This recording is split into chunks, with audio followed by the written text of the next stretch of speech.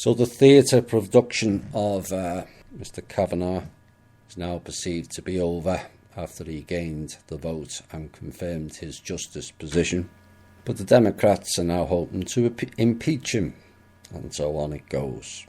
Except that is not possible, as it requires a 2/3 vote, and they don't have sufficient numbers.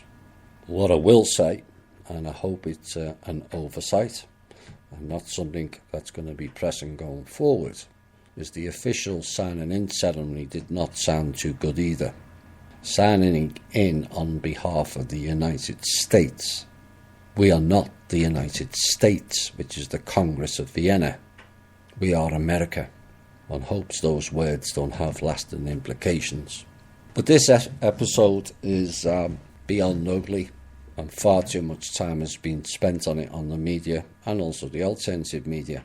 Only two people really know whether Mr Kavanagh raped Ms Ford back in 1982, him and her. But the questions remain is why was there no complaints in the 18 years of the last century, never mind the 18 years in this one? None. Given reports I heard, as I've not followed a single second of it, her evidence was beyond sketchy, and yet she's put herself through quite an ordeal, which appears to have lasting implications for her. Why 36 years after an alleged incident does she come forward now? Mr Kavanagh, from what I know, has had other high-profile roles. Why didn't she expose him then? Why now? None of it makes any sense whatsoever, but it proves once again how easily the awake and the unawakened people are oh so easily taken in with the drama of it all. Too many appear drawn to it like a moth to a flame.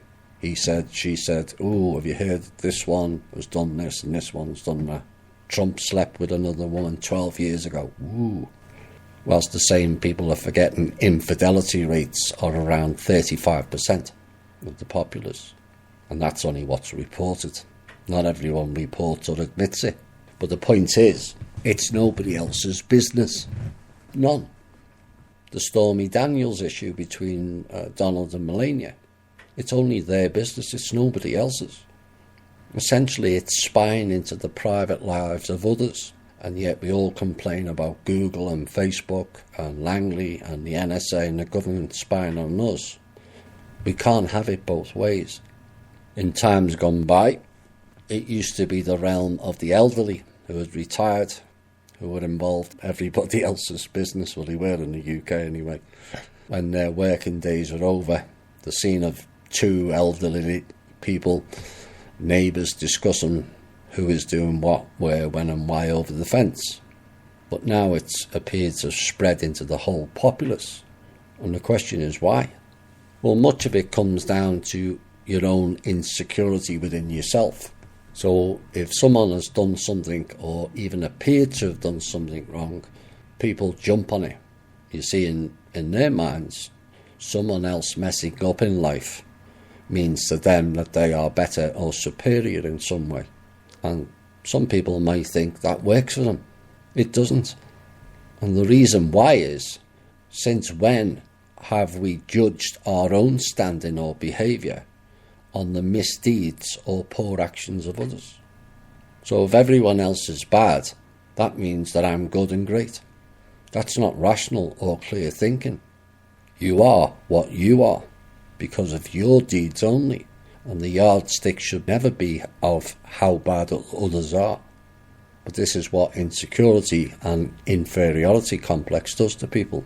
They lower the bar of standards of themselves and all those around them. We have to stop doing that. As an example, a woman was caught shoplifting. I won't say where and when, it happens everywhere. And all the neighbours jumped in, all sanctimonious with the "I would never do that" mantra. That's bad, she did that. Again, making out in some way that they are better than the shoplifter. But do they ever ask the circumstances that led to that woman shoplifting? No. That gets left in the barrage of self-righteousness. But what if that shoplifting was the only way to feed that woman and her children? A last resort. You see, That type of thinking has almost been lost in the Western world. It's all about passing negative judgments on others while deflecting your own issues. So instead of asking, can we help the shoplifter with some food or just some help, we are just condemning and casting people aside, as that is what everyone else does. But that's herd mentality thinking with a negative, self-preserving twist. We have to stop doing that.